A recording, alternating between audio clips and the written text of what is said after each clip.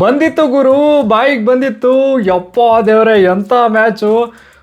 Unbelievable ಗುರು. ಅಂದರೆ ನಿಮ್ಮ ಕಿವಿಲಿ ಇವಾಗ ಉಫ್ ಅಂತ ಒಂದು ಸೌಂಡ್ ಬರುತ್ತೆ. ಯಾಕೆ ಅಂತಂದರೆ ನಾನು ನಿಟ್ಟುಸಿರು ಬಿಡಬೇಕಲ್ಲ ಅಂತ. ಸೆಮಿಫೈನಲ್ ಪಂದ್ಯದಲ್ಲೆಲ್ಲ ಓವರ್ ಆಲ್ ಸ್ಕೋರು ಎರಡೂ ಟೀಮ್ ಸೇರಿಸ್ಬಿಟ್ಟು 499 ಹೊಡಿತಾರೆ ಅಂತ ಕನ್ಸು ಅಂದ್ಕೊಂಡಿರಲಿಲ್ಲ. ಅನ್ಬಿಲಿಯಬಲ್. ಅಂದರೆ ಹೆಂಗೆ ಗೊತ್ತಾ, ನಮ್ಮ ಭಾರತ ತಂಡ ರಚ್ಕೆದ್ಬಿಟ್ಟು ಆಡಿದ್ದಾರೆ. ಇಂಗ್ಲೆಂಡ್ ಅವರು ಕೂಡ ಅದೇ ಥರ ಫೈಟ್ ಕೊಟ್ಟರು. ಇಂಗ್ಲೆಂಡ್ ಅವ್ರಿಗಿಂತ ನಾನು ಜೇಕಬ್ ಬೇತೆಲ್ ಅಣ್ಣನೇ ಹೆವಿ ಕ್ರೇಜಿ ಫೈಟ್ ಕೊಟ್ಟ ಅಣ್ಣ. ಬಟ್ ಆ ಅಣ್ಣನ ಹೋರಾಟ ವ್ಯರ್ಥ ಆಗಿಬಿಟ್ಟು ನಮ್ಮ ಭಾರತ ತಂಡ ಸೆಮಿಫೈನಲ್ ಗೆದ್ಬಿಟ್ಟು ಇವಾಗ ಫೈನಲ್ಗೆ ಎಂಟ್ರಿ ಕೊಟ್ಟಿದ್ದಾರೆ. ನ್ಯೂಜಿಲೆಂಡ್ನ ಎದುರಾಕೋತಾರೆ ಫೈನಲಲ್ಲಿ ಅಹಮದಾಬಾದಲ್ಲಿ ಅಂತ. ಬಟ್ ಈ ವಾಂಖೆಡೆಯಲ್ಲಿ ಏನು ನಡೀತಲ್ಲ ಈ ಮ್ಯಾಚು, ವೆರಿ ಸ್ಪೆಷಲ್ ಮ್ಯಾಚ್ ಅಂತ ಹೇಳ್ತೀನಿ. ಈ ಒಂದು ತಂಡದ ಬಗ್ಗೆ ಸೂಪರ್ ಏಟಲ್ಲೇ ಮುಗ್ದೋಗುತ್ತೆ ಇವ್ರ ಕ್ಯಾಂಪೇನು. ಸೆಮಿಫೈನಲ್ ಅಂತೂ ಅದು ಸ್ಪೆಷಲಿ ಇಂಗ್ಲೆಂಡ್ ವಿರುದ್ಧ ಕನ್ಸ್ಪನ್ಸಲ್ಲೂ ಗೆಲ್ಲಲ್ಲ ಇವರು. ಹಂಗೆ ಏನು ಹೇಳಿದ್ದು. ಬಟ್ ಈ ಒಂದು ಪರ್ಟಿಕ್ಯುಲರ್ ಮ್ಯಾಚಲ್ಲಿ ಯಾವ ಲೆವೆಲ್ಗೆ ಆಡಿದ್ರು ಅಂದರೆ, ಆಮೇಲೆ ಈ ಒಂದು ಪಂದ್ಯದ ರೂವಾರಿಗಳು ಒಬ್ಬರ ಇಬ್ಬರಾಗರು. We believe in Jassi bhai, Akshar Patel, Bapu ಅವರ ಕ್ಯಾಚಸ್ ಹೇಳಿ ನೀವು, ಆಮೇಲೆ ಸಂಜು ಸ್ಯಾಮ್ಸನ್ ಬ್ಯಾಟಿಂಗ್ ಹೇಳಿ, ತಿಲಕ್ ವರ್ಮಾ ಅವ್ರದ್ದು 3 ಸಿಕ್ಸ್ ಹೇಳಿ, ಹಾರ್ದಿಕ್ ಪಾಂಡ್ಯ ಕ್ಯಾಮಿಯೋ ಹೇಳಿ, ಹಾರ್ದಿಕ್ ಪಾಂಡ್ಯ ಓವರ್ಸ್ ಹೇಳಿ, ಯಾರ್ಯಾರ ಬಗ್ಗೆ, ಆಮೇಲೆ ಬೇತೆಲ್ ಅಣ್ಣನ ಫೈಟಿಂಗ್ ನಾಕ್ ಅಂತಾರಲ್ಲ ಅದ್ರ ಬಗ್ಗೆ. ಈ ಒಂದು ಮ್ಯಾಚ್ ಫುಲ್ಲು ನೋಡೋದಾದ್ರೆ ಆಬ್ಸಲ್ಯೂಟ್ ಸಿನಿಮಾ ಥರ ಇತ್ತು ಗುರು.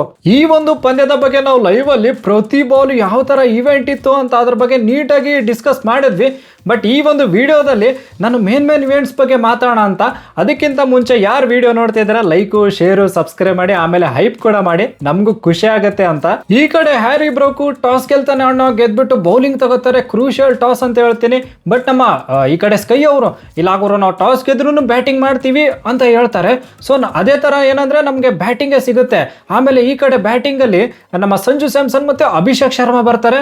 ನಮ್ಮ ಅಭಿಯಾನನ್ ಬಗ್ಗೆ ಇಂಪ್ರೂವ್ಮೆಂಟ್ಸ್ ಅಲ್ಲಿ ಮಾತಾಡೋಣ. ಬಟ್ ಈ ಕಡೆ ಸಂಜು ಸ್ಯಾಮ್ಸನ್ ಎಂಥ ಕ್ರೇಜಿ ಬ್ಯಾಟಿಂಗರು ಸಂಜು ಸ್ಯಾಮ್ಸನ್ ಕಡೆಯಿಂದ. ಅನ್ಬಿಲಿಯಬಲ್. ಅಂದರೆ back to back player of the match ತಗೊಂಡಿದ್ದಾರೆ ಸಂಜು ಸ್ಯಾಮ್ಸನ್. ನಾಕ್ಔಟಲ್ಲಿ 89 ರನ್ಸ್ ಹೊಡೆದಿದ್ದಾರೆ. ಅಂದರೆ ಇದು ಭಾರತದ ಪರವಾಗಿ 89 ನಾಟ್ಔಟು. ನಮ್ಮ ವಿರಾಟ್ ಕೊಹ್ಲಿ ಅವರಿದ್ರು ನಾಕ್ಔಟ್ಸ್ ಪಂದ್ಯದಲ್ಲಿ, ಅದು ಹೈಯೆಸ್ಟ್ ಸ್ಕೋರ್ ಆಗಿತ್ತು. ಇವಾಗ ಅದಕ್ಕೆ ಜಾಯಿಂಟ್ ಥರ ಆಗಿದ್ದಾರೆ, ಜಾಯಿಂಟ್ ಹೈಯೆಸ್ಟ್ ಸ್ಕೋರ್ ಅಂತ ಸಂಜು ಸ್ಯಾಮ್ಸನ್ ಅವ್ರ ಕಡೆಯಿಂದ. ಒಂಥರ ಬ್ರೆತ್ ಟೇಕಿಂಗ್ ನಾಕ್ ಅಂತ ಹೇಳ್ತೀನಿ. ಆಮೇಲೆ ಕ್ರೆಡಿಟ್ ಗೋಸ್ಟು ನಮ್ಮ ಅಣ್ಣ ಹ್ಯಾರಿ ಬ್ರೋಕೋ. ಅಣ್ಣ ಈಸಿ ಕ್ಯಾಚು 15 ರನ್ ಇರಬೇಕಾದ್ರೆ ಬಿಡ್ತಾರೆ. ಅಲ್ಲಿಂದ ನಮ್ಮ ಸಂಜು ಅವರಂತೂ ಜೋಫ್ರಾಗ್ ಹೊಡೆದದ್ದಲ್ಲ ಒಂಥರ ಅನ್ಬಿಲಿಯಬಲ್ ಶಾಟ್ ಗುರು. ಜೋಫ್ರಾಗೆಲ್ಲ ಹೊಡಿತಾರೆ. ಕ್ರೇಜಿ ಅಲ್ಟಿಮೇಟ್ ಬ್ಯಾಟಿಂಗ್ ಅಂತ ನಮ್ಮ ಸಂಜು ಕಡೆಯಿಂದ. ಆಮೇಲೆ ಇಶಾನ್ ಕಿಶನ್ ಕೂಡ ಚೆನ್ನಾಗಿ ಆಡ್ಕೊಡ್ತಾರೆ. ಆಮೇಲೆ ಬಂದಿರುವಂಥ ನಮ್ಮ ಸ್ಕೈ ಅವ್ರು ಸ್ವಲ್ಪ ಗ್ಯಾಪಲ್ಲಿ ಆ ಕಡೆ ಮಿಸ್ ಮಾಡಿದ್ರು, ಅದ್ರ ಬಗ್ಗೆನೂ ಇಂಪ್ರೂವ್ಮೆಂಟ್ಸ್ ಅಲ್ಲಿ ಮಾತಾಡೋಣ.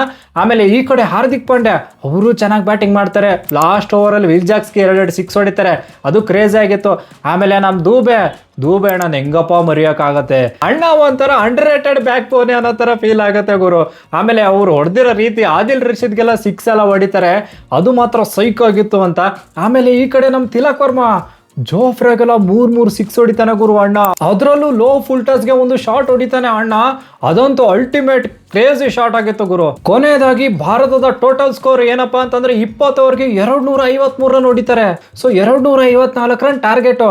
ಈ ಕಡೆ ಇಂಗ್ಲೆಂಡ್ ಅವರು ಏನಪ್ಪ ನಾವೇನು ಅನ್ಕೋತಾ ಇದ್ವಿ ಆ ಟೈಮಲ್ಲಿ ಅಂದರೆ 253 ಸೆಮಿಫೈನಲಲ್ಲೇ ಗುರು. ಪ್ರೆಷರ್ ಮೇಲೆ ಪ್ರೆಷರ್ ಇರುತ್ತೆ. ಇವರೆಲ್ಲ ಅಲ್ಲಿವರೆಗೂ ಬರಲ್ವೇನೋ, ಬಂದರು ಅಂಥದ್ದೇನೋ ಮ್ಯಾಕ್ಸಿಮಮ್ ಹೊಡೆದ್ರೆ 210 220 ಮ್ಯಾಕ್ಸಿಮಮ್ ಹೊಡೆದು ಒಂದು 30 ರನ್ನಿಂದ ಈಸಿಯಾಗಿ ಗೆಲ್ತೀವಿ ಅಂತ ಅನ್ಕೊಂಡಿದ್ವಿ. ಆಮೇಲೆ ಅದೇ ಥರನೂ ಆಡಿದ್ರು ಫಸ್ಟ್ಗೆ ಇವರು. ಅಂದರೆ ಈ ಕಡೆ ನಮ್ಮ ಉಪ್ಪಣ್ಣ ಗ್ಯಾಪಲ್ಲಿ ಹಾರ್ದಿಕ್ ಪಾಂಡ್ಯ ಔಟ್ ಆಗ್ತಾರೆ. ಆಮೇಲೆ ಬಟ್ಲರ್ದೇನೋ ಅಂಥದ್ದೇನೋ ಬರಲಿಲ್ಲ. ಹ್ಯಾರಿ ಬ್ರೋಕಿಗೆ ನಮ್ಮ ಬುಮ್ರಾ ಅವರು ಸ್ಲೋ ಓವರ್ ಹಾಕಿ ಬ್ಯಾಂಬೂಸಲ್ಲೇ ಮಾಡಿಬಿಟ್ರು. ಬಟ್ ಏನಂದರೆ ಅಕ್ಷರ್ ಪಟೇಲ್ ಕ್ಯಾಚ್, ಓಹೋ ಗುರು, ನಮ್ದು ಕ್ಯಾಚಿಂಗ್ ಎಫಿಷಿಯನ್ಸಿ ಹಂಗಿದೆ ಹಿಂಗಿದೆ ಹೇಳ್ತಾ ಇದ್ವಿ. ಬಟ್ ನಮ್ಮ ಬಾಪು ಅವರು ಏನ್ರಿ ಅದು ಕ್ಯಾಚು, ಓಡ್ಕೊಂಡು ಹೋಗ್ತಾನೆ ಅಣ್ಣ. ಅಂದ್ರೆ ಉಲ್ಟಾವಾಗಿ ಓಡ್ಕೊಂಡು ಹಿಡಿಯೋದಿರುತ್ತಲ್ಲ, ಅದಂತೂ ಡಿಫಿಕಲ್ಟ್ ಕ್ಯಾಚ್ ಗುರು. ಅದು ಸಖತ್ತಾಗಿ ಹಿಡಿದ್ರು ಅಂತ. ಆಮೇಲೆ ಇದು ಬಟ್ಲರ್ಗೆ ಹೇಳ್ದಂಗೆ ಬಟ್ಲರ್ದೇನು ನಡೀಲಿಲ್ಲ. ಬಟ್ ಏನಂದ್ರೆ ಈ ಕಡೆ ಟಾಮ್ ಬ್ಯಾಂಟನ್ ಬರ್ತಾನೆ ಅಣ್ಣ ಒಂದು 17 ರನ್ ಎಲ್ಲ ಹೊಡಿತಾನೆ ಅಣ್ಣ, 5 ಬಾಲ್ಗೆ ಹೊಡಿತಾನೆ. ಬಟ್ ಈ ಕಡೆ ವಿಕೆಟ್ಸ್ ಹೋಯ್ತು ಆ ಟೈಮಲ್ಲಿ. ಆದರೆ ವಿಲ್ ಜಾಕ್ಸ್ ಮತ್ತೆ ಈ ಕಡೆ ನಮ್ಮ ಬೇತಲ್ ಅಣ್ಣ ಅಂತೂ ವರುಣ್ ಅಣ್ಣಂಗೆ ದಿಕ್ಕಾಪಾಲಾಗಿ ಹೊಡೆದ್ಬಿಟ್ಟ ಗುರು. ಅದು ಸ್ಪೆಷಲಿ 3 ಸಿಕ್ಸ್ ಹೊಡಿತಾನೆ ಅಣ್ಣ ಫಸ್ಟ್ ಓವರಲ್ಲಿ. ಅನ್ಬಿಲಿಯಬಲ್ ಬ್ಯಾಟಿಂಗ್ ಮಾಡ್ತಿರ್ತಾರೆ ಬೇತೆಲ್ ಅವರು. ಆ ಬೇತೆಲ್ ಜೊತೆಗೆ ನಮ್ಮ ವಿಲ್ ಜಾಕ್ಸ್ ಅವರು ಕೈ ಜೋಡಿಸ್ತಾರೆ. ಇಬ್ಬರು ರಚ್ಕೆದ್ಬಿಟ್ಟು ಬ್ಯಾಟಿಂಗ್ ಮಾಡ್ತಾರೆ ಗುರು. ಏನೋ ಒಂದು 70 ರನ್ ಏನೋ ಬರುತ್ತೆ ಪಾರ್ಟ್ನರ್ಶಿಪ್ ಅವ್ರಿಬ್ಬರ ಮಧ್ಯೆ. ಬಟ್ ವಿಲ್ ಜಾಕ್ಸು ಅಣ್ಣ ಇನ್ನೇನು ಫುಲ್ ರಚ್ಕಿದ್ಬಿಟ್ಟು ಹೊಡಿಯೋಣ ಅಂತ ಹೋಗ್ತಾರೆ. ಆದರೆ ಗ್ಯಾಪಲ್ಲಿ ನಮ್ಮ ಅಕ್ಷರ್ ಪಟೇಲ್ ಒಂದು ಕ್ಯಾಚ್ ಹಿಡಿತಾರೆ. ನಮ್ಮ ವಿಲ್ ಜಾಕ್ಸ್ ಅವ್ರನ್ನ ಔಟ್ ಮಾಡೋಕ್ಕೆ ಆ ಒಂದು ಕ್ರೇಜಿ ಕ್ಯಾಚೇ ಬರಬೇಕಾಗಿತ್ತು ಅಂತ ನಮ್ಮ ಅಕ್ಷರ್ ಪಟೇಲ್ ಬಾಪು ಅವರ ಆ ಒಂದು ಅದ್ಭುತ ಕ್ಯಾಚಿಂದ ವಿಲ್ ಜಾಕ್ಸ್ ಅವ್ರು ಔಟ್ ಆಗ್ತಾರೆ. ಅಲ್ಲಿಂದ ಮೊಮೆಂಟಮ್ ಶಿಫ್ಟ್ ಆಗುತ್ತೆ ಅಂತ ಅನ್ಕೊಂಡ್ವಿ, ಸ್ವಲ್ಪ ಶಿಫ್ಟ್ ಆಯಿತು. ಬಟ್ ಏನಂದ್ರೆ ಈ ಕಡೆ ಜೇಕಬ್ ಬೆಥೆಲ್, ನಮ್ಮ ಬೆಥೆಲ್ ಅಣ್ಣ ಅಂತೂ ಯಪ್ಪ ಯಾವ ಲೆವೆಲ್ಗೆ ಒಂದು ಮ್ಯಾಚ್ ವಿನ್ನಿಂಗ್ ನಾಲ್ಕೇನಾದ್ರೂ ಆಡ್ತಾನೇನಪ್ಪ ಅಂತ, ಅಂದರೆ ನಮ್ಗೇನಾದ್ರೂ ವಿಲನ್ ಆಗ್ತಾನೆ ಏನಪ್ಪ ಅನ್ನೋ ಥರ ಫೀಲ್ ಆಗ್ತಿತ್ತು ಗುರು. ಆ ಲೆವೆಲ್ಗೆ ಬ್ಯಾಟಿಂಗ್ ಮಾಡಿದ್ರು ನಮ್ಮ ಜೇಕಬ್ ಬೆಥೆಲ್. ನಿಮಗೆ ಲಾಸ್ಟ್ 5 ಓವರ್ಸ್ ಹೇಳ್ತೀನಿ, 5 ಓವರ್ಗೆ 69 ರನ್ ಬೇಕಾಗಿತ್ತು, 69 ಎಕ್ಸಾಕ್ಟ್ಲಿ ಬೇಕಾಗಿತ್ತು. ಈ ಕಡೆ ಬೆಥೆಲ್ ಅಣ್ಣ ರಾಜ್ಗೆದ್ಬಿಟ್ಟು ಆಡ್ತವನೆ. ಆಮೇಲೆ ಏನಂದ್ರೆ ಇವರು ತಲೆ ಓಡಿಸ್ಬಿಟ್ಟು ಬುಮ್ರಾನ ಕಣಕ್ಕೆ ಇಳಿಸ್ಬಿಡ್ತಾರೆ. ಬುಮ್ರಾ ಅವರು ಏನ್ ಗುರು Jassi bhai, we believe in Jassi bhai ಯಾಕೆ ಹೇಳ್ತೀವಿ ಅಂದರೆ ಇದಕ್ಕೆ ಅಂತ, ಆ 16th ಅವ್ರಿಗೆ 8 ರನ್ ಕೊಡ್ತಾರೆ ಗುರು, ಕೇವಲ 8 ರನ್ ಕೊಡ್ತಾರೆ. ಅದು ಒಂದು ಮೊಮೆಂಟ್ ಆಫ್ ಫುಲ್ ಅವ್ರು ರಚ್ಗೆದ್ಬಿಟ್ಟು ಆಡ್ತಾ ಇದ್ರು ಆ ಟೈಮಲ್ಲಿ. ಸೊ ಕೇವಲ 8 ರನ್ ಕೊಡ್ತಾರೆ, ಪಿನ್ ಪಾಯಿಂಟ್ ಯಾರ್ಕರ್ಸ್ ಎಲ್ಲ ಹೊಡಿತಾರೆ. ಆಮೇಲೆ ಏನಂದ್ರೆ ಗ್ಯಾಪಲ್ಲಿ 17th ಓವರ್ ಸ್ವಲ್ಪ ರನ್ಸ್ ಕೊಡ್ತಾನೆ ನಮ್ಮ ಅಣ್ಣ, ಯಾರು ಅಂದರೆ ಹರ್ಷ್ದೀಪ್ ಅವರು. ಸ್ವಲ್ಪ 16 ರನ್ ಏನೋ ಬರುತ್ತೆ, ಅದು ಸ್ಪೆಷಲಿ ಲಾಸ್ಟ್ 2 ಬಾಲಲ್ಲಿ 6, 4 ಎಲ್ಲನೂ ಬಂದ್ಬಿಡುತ್ತೆ. ಸೊ 16 ರನ್ ಎಲ್ಲ ಕೊಡ್ತಾರೆ. ಕೊನೆಯಲ್ಲಿ ಹೆಂಗಾಗ್ಬಿಡುತ್ತೆ ಅಂದರೆ 18 ಬಾಲ್ಗೆ 45 ರನ್ ಬೇಕಾಗಿರುತ್ತೆ. ಈ ಕಡೆ 18th ಓವರ್ ಮತ್ತೆ ನಮ್ಮ ಜೆಸ್ಸಿ ಬೈ ಬಂದ್ಬಿಟ್ಟು ಕೇವಲ 6 ರನ್ ಕೊಡ್ತಾರೆ ಗುರು, ಕೇವಲ 6 ರನ್ ರೀ. ಏನಪ್ಪ ಅದು ಆ ಥರ ಕಂಜೂಸ್ ಅಂದರೆ ಕಂಜೂಸ್ ಅಂದರೆ ಹಿಂಗಿರ್ಬೇಕು ನೋಡಿ ಅಂತ 6 ರನ್ ಕೊಡ್ತಾರೆ ಗುರು. ಅಲ್ಲಿ ಮತ್ತೆ ಪಿನ್ ಪಾಯಿಂಟ್ ಯಾರ್ಕರ್ಸ್ ಹೊಡಿತಾರೆ. ಅಲ್ಟಿಮೇಟ್ ಬೌಲಿಂಗ್ ಅಂತ ನಮ್ಮ ಯಾರ್ಕರ್ ಕಿಂಗ್ ಬುಮ್ರಾ ಅವ್ರ ಕಡೆಯಿಂದ. ಇನ್ನು ನೆಕ್ಸ್ಟ್ 2 ಓವರಲ್ಲಿ 39 ರನ್ಸ್ ಬೇಕಾಗಿರುತ್ತೆ. ಈ ಕಡೆ ಹಾರ್ದಿಕ್ ಪಾಂಡ್ಯ ಬೌಲಿಂಗ್ ಮಾಡಕ್ ಬರ್ತಾರೆ. ನಮ್ಮ ಹಾರ್ದಿಕ್ ಪಾಂಡ್ಯ ಸೂಪರ್ ಬೌಲಿಂಗ್ ಅಂತ ಹೇಳ್ತೀನಿ, ಅಂದರೆ 9 ರನ್ ಕೊಡ್ತಾರೆ ಗುರು. ನಾನೇನೋ ಒಂದು 15 ರನ್ ಆದ್ರೂ ಓಕೆ ಗುರು, ಏನು ಪರವಾಗಿಲ್ಲ ಅಂತ ಅಂದ್ಕೊಂಡಿದ್ವಿ. ಬಟ್ 9 ರನ್ ಕೊಡ್ತಾರೆ. ಒಂಥರ ಅದ್ಭುತ ಬೌಲಿಂಗ್ ಆ ಟೈಮಲ್ಲಂತೂ ಹಾರ್ದಿಕ್ ಪಾಂಡ್ಯ ಅವ್ರ ಕಡೆಯಿಂದ. ಸೊ ಟೋಟಲ್ ಆಗಿ ಹೆಂಗಾಗ್ಬಿಡುತ್ತೆ ಲಾಸ್ಟಲ್ಲಿ ಅಂದರೆ 6 ಬಾಲ್ಗೆ 30 ರನ್ ಬೇಕಾಗಿರುತ್ತೆ. 6 ಬಾಲ್ 30 ರನ್ ಇರಬೇಕಾದ್ರೆ ನಮ್ಮ ದೂಬೆ ಅವರು ಬೌಲಿಂಗ್ ಕೊಡ್ತಾರೆ. 6 ಬಾಲ್ 30 ಎಲ್ಲ ಆಗಲ್ಲ, ಬಟ್ ಆದರೂ ಜೇಕಬ್ ಬೆಥೆಲ್ ಎಲ್ಲ ಟ್ರೈ ಮಾಡೋಣ ಅಂತ ಹೋಗ್ತಾನೆ ಅಣ್ಣ. ಬಟ್ ಆಗಲ್ಲ ಗುರು, ಫಸ್ಟ್ ಬಾಲೇ ರನ್ಔಟ್ ಆಗಿಬಿಡ್ತಾನೆ ಅಣ್ಣ. ಬಟ್ ಎಂಥ ಬ್ಯಾಟಿಂಗ್ ಗುರು ಜೇಕಬ್ ಬೆಥೆಲ್ ಕಡೆಯಿಂದ. 105 ರನ್ನು, 48 ಬಾಲ್ಗೆನೆ 105 ರನ್ ಹೊಡಿತಾರೆ. ಅದ್ಭುತ ಬ್ಯಾಟಿಂಗ್. 218 ಏನೋ ಸ್ಟ್ರೈಕ್ ರೇಟಲ್ಲಿ ಹೊಡೆದಂಗಿದೆ ಗುರುವೆ. ಅನ್ಬಿಲಿಯಬಲ್, ಅಂದರೆ ಒಂಥರ ಜನರೇಷನಲ್ ಟ್ಯಾಲೆಂಟ್ ಅಂತಾರಲ್ಲ ಆ ಥರನೇ ಅನ್ಸುತ್ತೆ ಈ ಜೇಕಬ್ ಬೆಥೆಲ್ ನೋಡಿದ್ರೆ. ಒಂಥರ ಅದ್ಭುತ ಟ್ಯಾಲೆಂಟ್ ಅಂತಾನೆ ಹೇಳ್ತೀನಿ. ಬಟ್ ಅವರ ಆಟ ವ್ಯರ್ಥ ಆಯಿತು. ಯಾಕೆ ಅಂತಂದ್ರೆ ಈ ಕಡೆ ನಮ್ಮ ಬೌಲಿಂಗ್ ಸ್ವಲ್ಪ ಕೊನೆಯಲ್ಲಿ ಚೆನ್ನಾಗಿ ಮಾಡಿಕೊಟ್ರು ಅಂತ. ಕೊನೆಯದಾಗಿ ನಮ್ಮ ಭಾರತ ತಂಡ 7 ರನ್ಗಳಿಂದ ಗೆಲ್ತಾರೆ. ತಲಾ ಫಾರ್ ಎ ರೀಸನ್ ಅಂತ 7 ರನ್ನಿಂದ ಗೆಲ್ತಾರೆ.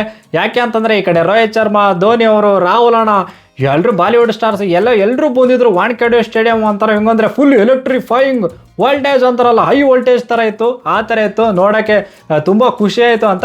ಇನ್ನು ಇಂಪ್ರೂವ್ಮೆಂಟ್ಸ್ ಬರೋದಾದ್ರೆ ಅಭಿಯಣ್ಣ ಏನು ಮಾಡ್ತಿದ್ದಾರೆ? ಅಭಿಯಣ್ಣ ಏನು ಕತೆ, ಫೈನಲಲ್ಲಾದರೂ ಹೊಡೀರಿ ಏನು ಕತೆ ಅಂತ. ಯಾಕಂದರೆ ಫೈನಲ್ಗೆ ಆಡಿಸ್ತಾರೆ ಎಲ್ಲೋ ಗೊತ್ತಿಲ್ಲ, ಅಂದರೆ ಆಡಿಸ್ತಾರೆ ಇವರು ಅಂತ ಅನಿಸುತ್ತೆ. ಬಟ್ ಅಭಿಯಣ್ಣಂದು ಏನೂ ಬರ್ತಿಲ್ಲ ಗುರು. ಅದು ಸ್ಪೆಷಲಿ ಔಟ್ ಆಗಿರೋ ರೀತಿನೇ ಭಯಂಕರ ಅನ್ನಿಸ್ತಾ ಇದೆ. ಲೆಗ್ ಸೈಡ್ ಅಣ್ಣ ಅದೇ ಡೀಪ್ ಮಿಡ್ ವಿಕೆಟಲ್ಲಿ ಹೊಡಿಯೋಕೆ ಹೋಗಿ ಔಟ್ ಆಗೋದು ಒಂಥರ ಸಮಂಜಸ ಅನ್ನಿಸ್ತಾ ಇಲ್ಲ ಅಂತ. ಇನ್ನು ಈ ಕಡೆ ನಮ್ಮ ಕ್ಯಾಪ್ಟನ್ಸ್ ಕೈ 6 ಬಾಲ್ 11 ರನ್ ಗುರು. ಅಂದರೆ ನಿಮ್ಮದು ವಾಂಖೇಡೆ ಸ್ಟೇಡಿಯಮ್ಮು ನಿಮ್ಮದೇ ಸ್ಟೇಡಿಯಂ ಅನ್ನೋ ಥರ, ನೀವೇ ಹಿಂಗೆ ಆಡಿದ್ರೆ ಹಿಂಗೆ ಅಂತ ಸ್ಕೈ ಅವರು. ಬಟ್ ಈ ಕಡೆ ವರುಣ್ ಅಣ್ಣ ಮಿಡಲ್ ಓವರ್ಸಲ್ಲಿ ನೀವೇ ನಮಗೆ ದೇವ್ರನ್ನೋ ಥರ ನಾವು ಅಂದ್ಕೊಂಡ್ರೆ ಅಣ್ಣನೇ 64 ರನ್ ಹೊಡ್ಸ್ಕೋತಾರೆ ಗುರು. 64 ರನ್ನು. ಇದೇನಾದರೂ ಫೈನಲಲ್ಲಿ ಹಿಂಗೆ ಏನಾದರೂ ಆ ಕಡೆ ಈ ಕಡೆ ಆದರೆ ಮುಗ್ದೋಯ್ತು ಕತೆ ಅಂತ. ಒಟ್ಟಿನಲ್ಲಿ ಈ ಮ್ಯಾಚ್ ಮಾತ್ರ ಒಂಥರ ಆಬ್ಸಲ್ಯೂಟ್ ಸಿನಿಮಾ ಥರ. ಆಮೇಲೆ ಏನಂದರೆ ಪ್ರತಿ ಬಾಲ್ ಒಂಥರ ಇವೆಂಟ್ ಅನ್ನೋ ಥರನೇ ಇತ್ತು. ಕೊನೆಯದಾಗಿ ನಮ್ಮ ಭಾರತ ತಂಡ ಅಂತೂ ಗೆದ್ದುಬಿಟ್ಟಿದ್ದಾರೆ, ಫೈನಲ್ಗೆ ಎಂಟ್ರಿ ಕೊಟ್ಟಿದ್ದಾರೆ. ಅಹಮದಾಬಾದಲ್ಲಿ ನ್ಯೂಜಿಲೆಂಡ್ ವಿರುದ್ಧ ಆಡ್ತಾರೆ. ಸೊ ಅಲ್ಲೇನು ಮಾಡ್ತಾರೆ ನೋಡೋಣ. ಆಮೇಲೆ ಈ ಒಂದು ಮ್ಯಾಚ್ ನೋಡಿಬಿಟ್ಟು ನಿಮ್ಗೇನು ಅನ್ನಿಸ್ತು ಅಂತ ಪ್ಲೀಸ್ ಕಮೆಂಟ್ ಬಾಕ್ಸಲ್ಲಿ ಕಮೆಂಟ್ ಮಾಡಿ ಅಂತ ಹೇಳ್ತಾ, that's it for the day. Bye, ಜೈ ಕರ್ನಾಟಕ. ಮತ್ತೆ ಭೇಟಿಯಾಗೋಣ. ನಮಸ್ಕಾರ.